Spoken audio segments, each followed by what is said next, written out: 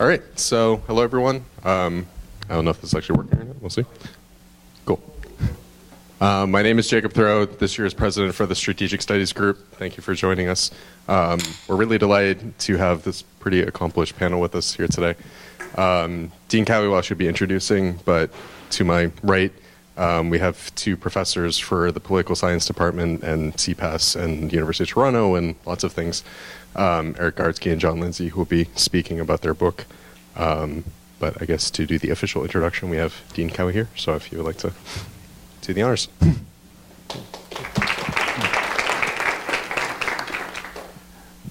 So it's great that this could take place tonight and that so many of our students could be here. I'm not going to do a long introduction of Erik and Jon. Erik, of course, is a professor of political science here at UCSD, and Jon Lindsay is a professor at the Munk School of International Affairs at the University of Toronto. They have been collaborating for some time, much beyond this book, on issues that are fundamental to understanding the military security aspects of cybersecurity. This is a topic that is dear to my heart, partly as a scholar, but especially because my Facebook account just got hacked, and I literally have to go home very shortly to try to repair the damage.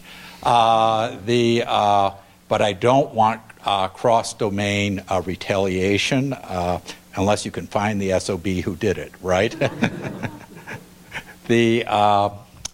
I did want to say one thing about the substance of this topic, because cybersecurity is one of those areas where there's a great deal of alarm, but not a lot of perspective. And part of what Erik and Jon have done in their work is to provide perspective on the fundamental strategic thinking in regards to cybersecurity. But as an example of this issue about perspective, every spring, Professor Stefan Savage in computer science and I teach a course on cybersecurity for students at GPS and the computer science department. And we did a session on cybersecurity and the electric utility grid around the world, using the US grid as an example. When you start to read the cybersecurity alarmist literature, there are estimates that if the grid in the U.S. was attacked in the Northeast region, that the U.S. would suffer $1.3 trillion in damage. That is roughly 5% of gross domestic product. And when you read an estimate like that, you ought to ask yourself, the sheer magnitude of the estimate suggests that if no buildings have collapsed, if there is no massive campaign of destruction, how realistic is that estimate? But assume for a moment that it is realistic. Then you should ask yourself the question, well, how does this risk compare to all other risks that the grid has to manage in the years to come? And the National Academy of Engineering has recently done a comprehensive study of the electric grid in the U.S. and its risk factors, and it turns out cybersecurity ranks somewhere in the middle to lower middle of all possible major risks for the grid. Simply speaking, the grid is old, and so it needs massive updating and maintenance just to be reliable, separate from any cybersecurity event. When you take a look at the other types of incidents that might disrupt the grid, items like weather events are far more prominent in the Academy's study than anything about cybersecurity. And in fact, cybersecurity only ranks high as a risk in one part of the functional elements of a successful grid. So as you think about the cybersecurity issue, we have lots of pronouncements about what extreme risk events might happen and what they would cost. And on the other hand, we have commercial organizations and governments that are looking at a grid that is vulnerable on other dimensions in a more predictable way that is not related to cybersecurity, and where the capacity for new capital investment, because it's a rate of return regulation system, is limited. And so as we manage the issue of strategy and security for the grid, one of the questions we have to ask ourselves is the risk factor that is used realistic? And secondly, what are the ways that, if you would, the development of safer systems and resilience can deal with the problem, and what's the capacity for doing that given all other problems facing various parts of our strategic systems that are vulnerable to cyber attacks? So with that said, let me turn this over to two people who have done important work they're reporting on tonight. Jon, Erik, there you go. Great. Thanks very much, Dean Cowie. I wanted to give you a copy of the book, and maybe tonight you can read it and come up with a few ideas about what you can do to those guys. What do I do with Facebook? It's footnote 47. Okay, test. All right. Okay, great. Well, thank you very much, Dean Cowie, for that kind introduction, and thank you to all of you for coming to hear about this book. Dean Cowie is right that this started off as a collaboration between Erik and myself on cybersecurity, and we quickly realized in doing that what made cyberspace interesting was not necessarily what happened in cyberspace alone, but the way in which it connected everything else. And so that broadened into this larger exploration about strategy in the modern era.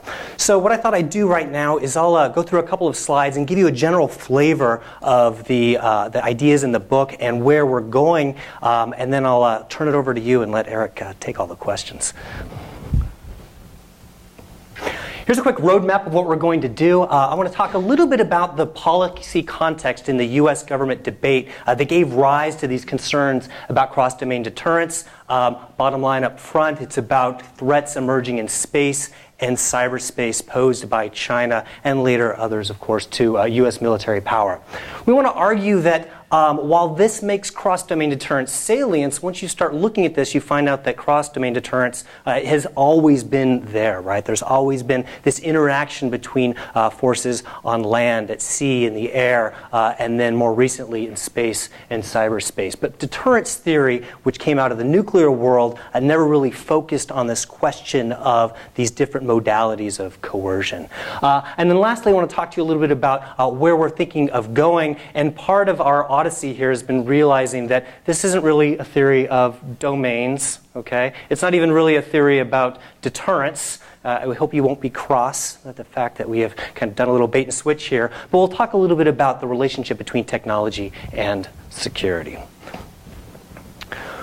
So Barry Posen, in a seminal 2003 article called Command of the Commons, the Military Foundation of U.S. Hegemony, wrote that the U.S. military is what it is because it has uncontested command of the oceans, of atmosphere above 15,000 feet, and all of these satellites that provide command and control and intelligence in outer space and orbit around the Earth. And this allows the United States to deter all would-be challengers that could threaten the vital interests of the United States. He said, however, there are limits to U.S. military power, and he pointed to what he called the contested zones. Contested zones on land where the U.S. might have interests, but they were generally not vital, and the people there had very strong interests, and they also had the capability to impose costs on the United States. And I think events in Afghanistan and Iraq have borne that out very much. And then increasing discussion of also the littoral areas, right? So the areas of the ocean that are abutting those terrestrial contested zones. That's written in 2003. Since then, a number of events tied fundamentally to the modernization of the People's Republic of China have called into question the viability of continuing American command of the commons. 2007, China tested an anti-satellite weapon, which increased debris in orbit by 40%, right? So one test of a satellite in low Earth orbit created tremendous risk to other satellites in that same orbit for a period of a couple of years. And then, of course, increasing Chinese cyber campaigns conducted more for industrial espionage than national security, but nonetheless started to create questions about how robust and viable American power presence might be. And here you see kind of this picture of what's called Chinese anti-access area denial. The details aren't necessarily important right now. Suffice it to say that a lot of integrated technologies across all domains are increasingly making the area in the so-called first and second island chain, if not prohibitive, at least more and more dangerous for the United States to operate in. So we see kind of this eroding command of the common because of Chinese innovations which are stressing technologies in space and cyberspace that are expressly designed to counter the American military apparatus, which depends on having all of these things networked together through those domains. Now, another thing going on at about the same time, right, is increasing American exploitation of opportunities in cyberspace. And this is typified by the operation known as Olympic Games, or more commonly as Stuxnet, which was an operation to disrupt enrichment at the Iranian facility of Natanz. Without going into too many details, I just want to point out some of the interesting cross-domain aspects of this particular operation. This is a covert cyber attack on an industrial facility to counter nuclear proliferation, but also to reassure and restrain Israel from launching an airstrike against that same facility. Because were Israel to do that, it would risk starting another hot war in Iran, where we already have U.S. ground forces engaged in Iraq and Afghanistan at the same time. Okay? So, so this option emerges as the potential to do something without, however, triggering a third war in the Middle East, but hopefully also by keeping it covert enough, they would also be able to keep cyber attack from proliferating around the world. A couple of tricky questions this raises, right? Is cyberspace really offense dominant? There's kind of this meme out there that says it's easy to attack in cyberspace, right? The technology is cheap, anybody can get it, therefore the weak can attack the strong. This case is really interesting, right? It took the United States years of practice and $300 million at least to mock this up and to work on it, right? Far less expense was invested by Iran. In fact, Iran received a lot of free help from around the world to do the forensic investigation on this particular operation. Was Stuxnet a deterrence failure? Well, clearly the operation was not deterred. It went forward. But when you look at kind of these considerations I just put up, it's clear that the decision to employ Stuxnet was itself shaped by deterrence, right? The United States was deterred by a big war that it wanted to avoid, right? It also wanted to reassure and restrain Israel, okay? So these strategic dynamics are going on that are leading the United States to both pull its punches and choose a different kind of option. All right. But amongst the U.S. policymakers that were involved in putting this operation together, it also raised the question, hey, would we be able to, or can we deter this kind of thing if it was done against the United States? So we got interested in this through conversations with Michael Nacht, currently at the Goldman School up at UC Berkeley, but he spent some time in the first Obama administration as the Assistant Secretary of Defense for Global Strategic Affairs. And in that capacity, he was in charge of U.S. nuclear, ballistic missile, space, and cyber policy, right? So a big, wide portfolio of a lot of complex things, and he was trying to figure out how do you put these things together. A lot of our current threats are emerging in this area, and he did something fairly innovative, right? He decided to bring together a lot of the leading lights in classical deterrence theory, as well as some emerging thinkers, and get them together to start having a conversation about this. And this really got our attention because we saw that people in the policy sphere had genuine intellectual curiosity and a desire to understand how strategy was evolving. So this was a project really to kind of put the band back together, but not only kind of go over the deterrence greatest hits, but bring in some new blood and see if we could maybe have, you know, the cyber dance remix and see if things might sound any different. So that's really the origin of this, coming out of these policy concerns about emerging threats in space and cyberspace posed primarily by China, but also secondarily by Russia, and really kind of starting to think about, does deterrence theory itself need a fundamental evolution? Let's move on to this question about, well, what's new here, if anything? All right. We want to make the argument that deterrence has always been cross-domain, and we're really putting ourselves in kind of the classic tradition of geopolitics. Okay, so Halford Mackinder, when he's talking about the relationship between sea powers and land powers, he's not just talking about geography. He's talking about Eurasia becoming newly strategically significant because railroads have now allowed a power that dominated the Eurasian landmass to connect the Atlantic and the Pacific Oceans if they were so able to do. Okay? So there's always been this interaction between technology and geography that thinkers have stressed. And if you go even further back to kind of some of the classic maritime theorists, you find these thoughts about different strategic characteristics between land and sea, right? So here's Francis Bacon talking about he who commands the sea has this interesting ability to take as much or as little of the war as they want, okay? Forces on land are more constrained, right? It's harder to withdraw, right? You might be more hemmed in. There's some interesting strategic implications here, right?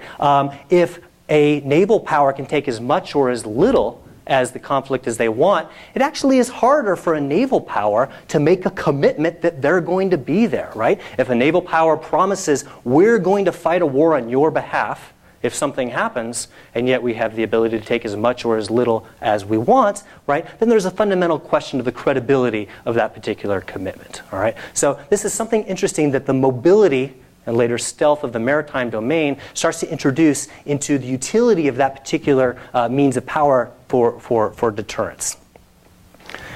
When you think about military power more generally, it's always been a kind of 3 or 4 ring circus of different domains or different kinds of military capabilities, okay? So if you think about the Second World War, right, and these 4 iconic battles, we start off with the Battle of France, right? This is Nazi Germany taking tactical air power and land power, putting them together with Blitzkrieg doctrine, and now having a potent capability on the continent. Now, it's possible to stop Blitzkrieg if you've got an air force, but the British actually withheld the RAF because they knew that they were going to need the RAF for the Battle of Britain. Okay? And you need to win the Battle of Britain because you need an air force to protect the Navy, to protect the island from an invasion from ground, right? So you have this interaction of the strengths and weaknesses of different domains working strategically. We move on to the Battle of the Atlantic, right? So Germany loses its bid to defeat the RAF and therefore abandons its invasion plans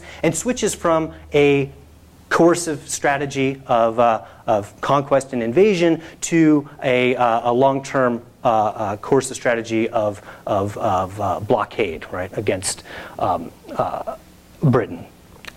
This is problematic for a while until it's solved by adding in the cyber domain, right? Once Bletchley Park figures out how to reliably identify the location of submarines, and they figure out the intelligence fusion process, and they're able to now start getting that to new destroyers and long-range aircraft that can solve that targeting problem, they're able to solve that problem. And that moves us on to the Battle of Europe, right?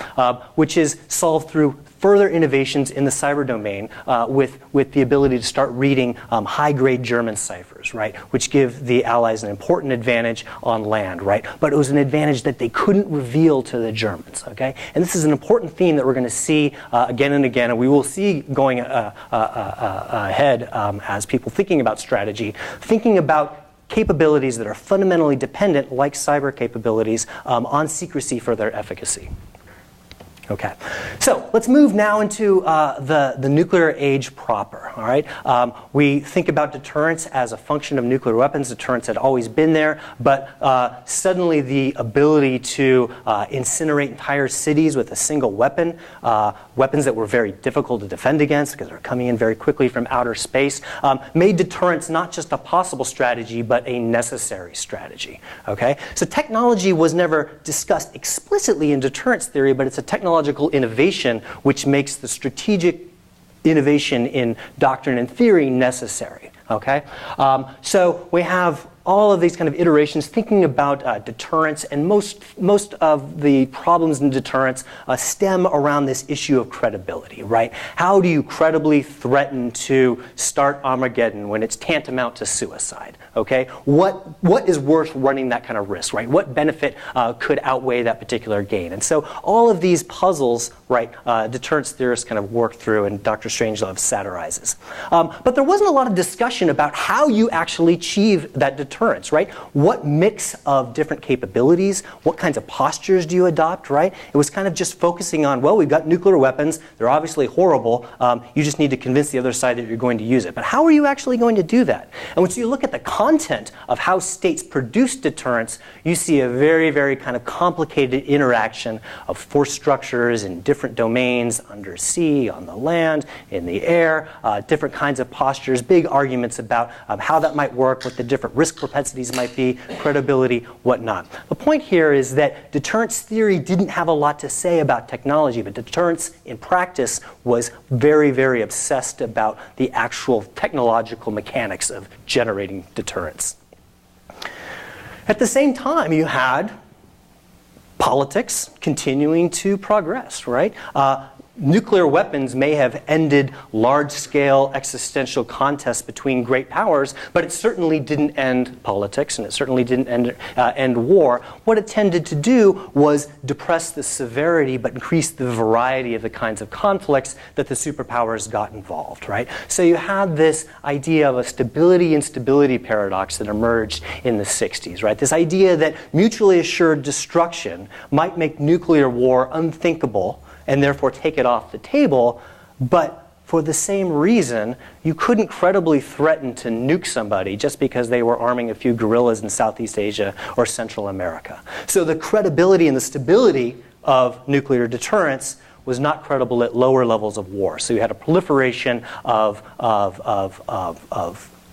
peripheral and non-conventional conflicts.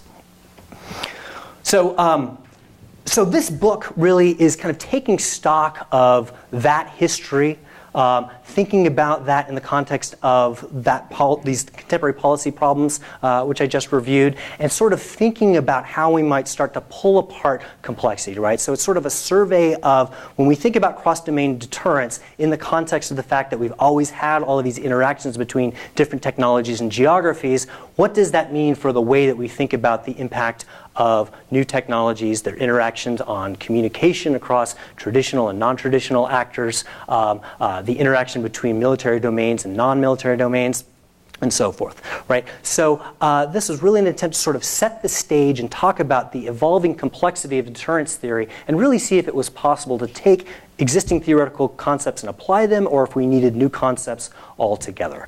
So I won't read that to you. You can kind of pick up the book and check that out. We've got some really fantastic authors looking at this from a lot of different areas, and we can talk about that in the Q&A if you want to. But just in the next couple of moments, I just want to sort of telegraph to you where Erik and I are thinking of going with this, because we intentionally did not kind of put our stamp on this and say, hey, this is what cross-domain deterrence is. We had as many questions as all of our other authors, right? And we wanted to sort of figure out, well, what does the field as a whole think about cross-domain deterrence? And what kinds of pointers can they give us going ahead? And so here's the way that we're starting to think about that, right?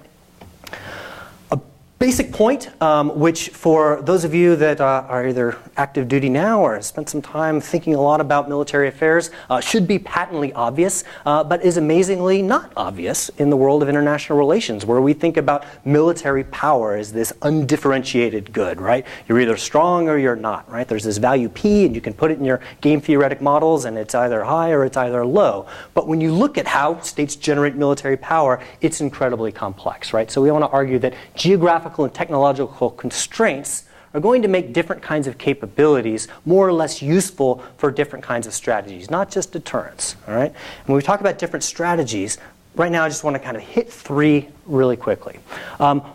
Deterrence, what we've been talking about and what the book is nominally about, right, is all about making threats about what might happen in the future, right, if a certain red line is crossed. The question is, are these threats credible? Do you really want it? So on and so forth. But the question is, you're trying to improve the other side's understanding of what you really care about and what you're willing to do to defend those interests, right? So the U.S. stationing troops in Germany during the Cold War, right, is a way of putting skin in the game and telling the Soviets, if you evade through the Fulda Gap, right, you're going to kill a lot of Americans and we're going to be at war.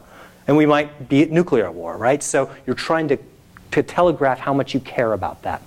And deterrence should be contrasted with defense, okay? Deterrence is talking about you're going to do in the future.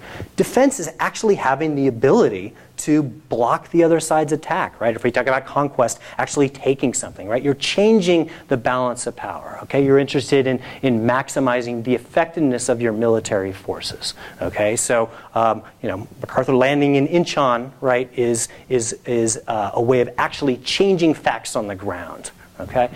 And then we want to further contrast this with that cyber domain, that Bletchley Park activity, right? What we call deception. And Erik and I think that deception differs interestingly from both deterrence and defense in that you're going to use the other side's actions unwittingly against them, right? Maybe you're collecting intelligence, they don't know about it, you're disguising your capabilities, maybe you're feeding them disinformation, or manipulating the other side, right? But you're trying to gain a bargaining advantage through private information, and that's very different from trying to create public information in the deterrence piece, okay? So the whole operation that the Allies had to disguise a Normandy landing would be a historical example there.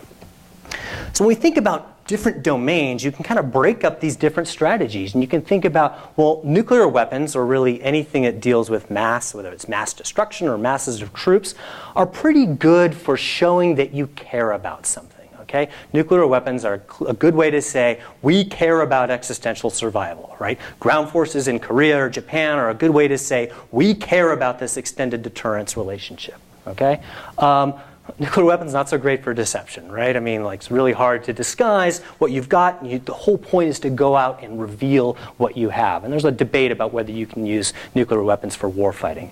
You look way over on the other side, right? Cyber is almost the exact opposite. Cyber depends on deception, right? I'm going to hack Dean Cowie's Facebook account, right? He has to not know that I'm going to do it, right? I don't break Facebook. I don't kick down the door and come in there and take Mark Zuckerberg away, right? I actually use the rules of Facebook's code and the infrastructure that Facebook's running on to do things that Facebook and Dean Cowie don't expect, okay? So fantastic for deception, influence, intelligence gathering, kind of sometimes useful for warfighting, not useful for credibly advertising your capabilities, because if you say, I'm going to hit you with this particular exploit, the other side says, thank you very much, I'll patch that, reconfigure my networks, and that exploit goes away, right? Conventional forces are kind of interestingly in the middle, right? Emphasizing maneuver with kind of the combined arms team that the United States has. Fantastic for defense, and then we've got some problems when we start talking about deterrence and deception. If you look at kind of the different domains, land, sea, air, and space, they sort of array on this spectrum. Land forces are a little bit more like nuclear weapons, their strategic characteristics, okay? Great for deterrence, okay for defense, not as good for deception. Space, fantastic for intelligence, a little bit better for deterrence than cyber because there are some things you can do to reinforce other domains. Sea and air, very mobile, right? Fantastic for warfighting, less useful, as Francis Bacon reminds us, for actually establishing credible commitments, because you can move those things away. All right. I'm almost done here, and I want to kind of just talk a little bit about how we can sort of think about the evolution of conflict today and think about all these different kinds of technologies that the military likes to call domains. But what we're really looking at are the emergence of very, very large-scale technologies and very, very small-scale technologies. Okay? So as technologies get bigger, right, they go out into orbit, but that's kind of as far as you can get, geostationary orbit, until Elon Musk takes us to Mars, right? That's as far as we're going. So you kind of cap out on the scale of large-scale technologies for production and destruction, but we have not yet hit the bottom in innovation in the very small, right? So Moore's law may or may not keep going, but as long as the quantum revolution keeps happening, right, we're going to start finding more and more ways to put more information on chips, to push more information through places, and as we do that, we have greater possibilities for all kinds of interesting economic interdependence and coordination, but we also have more capacity for deception. So what I'm trying to show here is that you see this increasing capacity for large-scale destruction, and that actually depresses the scale of warfare that you actually see, not just nuclear deterrence, but also conventional deterrence. That's that word RMA, right? The use of informational capacity to make military warfighting more efficient. But it's also then opened up this huge space for deception, intelligence, espionage, sabotage, influence operations, information operations, propaganda, electoral influence, right? All of these things that used to be a small marginal adjunct to politics and warfare are now more and more where politics are happening.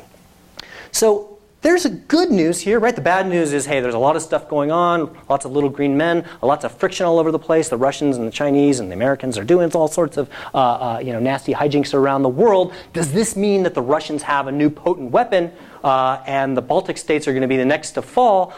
Or does it mean that they are sensitive to these stability and stability dynamics that we've been describing? Okay? And just to sort of jump to the punchline here, sort of arrayed these major Russian cyber campaigns from west to east. All right, so they're not in temporal order, but actually we'll take it in the reverse direction, from east to west. Right. So we look at Georgia, Ukraine, Estonia, and the United States.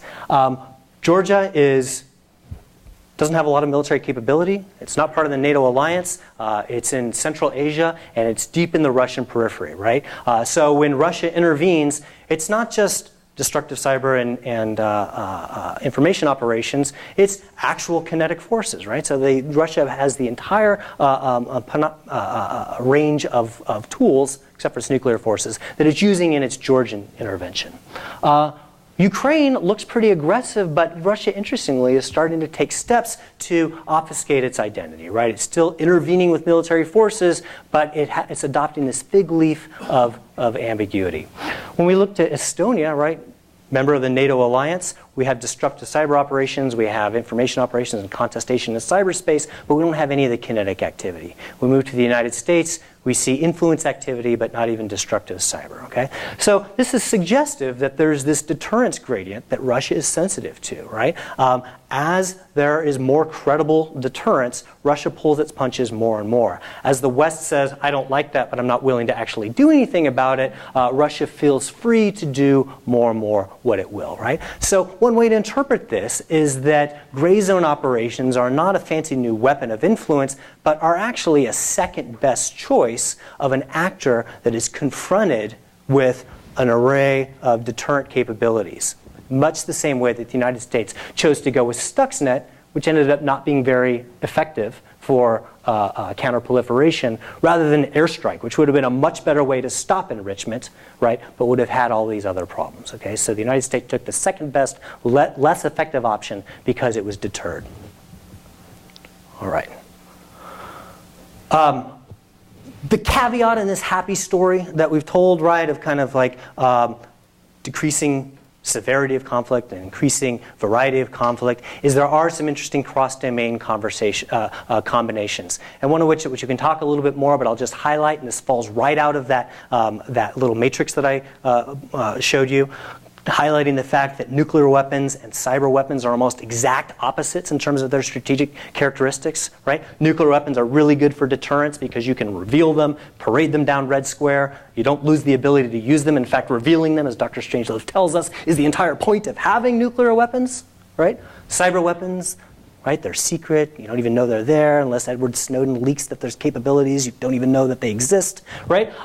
What happens when you put these together, okay? And one concern is you could get in a situation, right, where say you're in a crisis of nuclear brinksmanship on the Korean Peninsula, right? And you say, Kim Jong-un, don't do whatever you're doing. You really don't want to deal with World War III. And Kim Jong-un says, you know what? I know that I care more about anything that's going to happen to my country and my regime than the Americans. So I am willing to run risks because I don't think that they are willing to run these risks.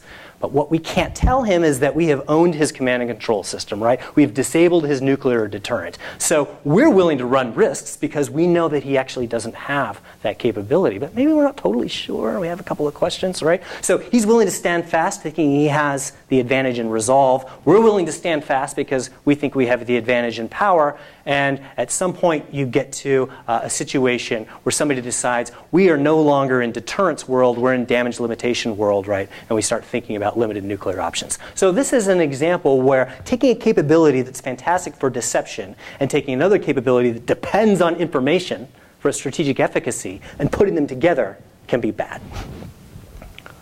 All right, so we are wrapping up here. Okay. Bottom line.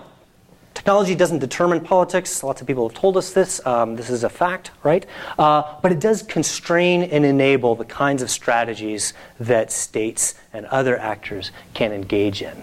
I think it highlights that deterrence also is not just one thing, right? It has all of these different characteristics that involve caring about something, caring about not getting into a war, caring about preserving the status quo, caring about preserving your military powers in case deterrence fails, caring about getting something on the cheap, right? Deterrence can be all of these things. You might not be able to do all of those at the same time. Deterrence failure in one area doesn't necessarily mean that deterrence is it might actually be reflective of deterrent success somewhere else, okay? So we see gray zone operations. Clearly, the Russians were not deterred from taking Crimea, but the way in which they decided to take Crimea was sensitive to the deterrence posture that they perceived. All right. Bottom line, when we are looking at strategy in this world, it means that really trying to understand the informational characteristics that are shared, that are hidden, that are revealed, the interests of these different actors are going to be really, really important. Okay, and really starting to understand that incentives to move fast may not actually be the true incentives if we actually understood the true capabilities and interests of different actors. So I'll go ahead and be quiet here. I'm sure you all have lots of questions. We still have lots of questions about this. This is an open and emerging and exciting field. So I will turn it over to you. And any questions, Erik will take them. Thanks, Jon.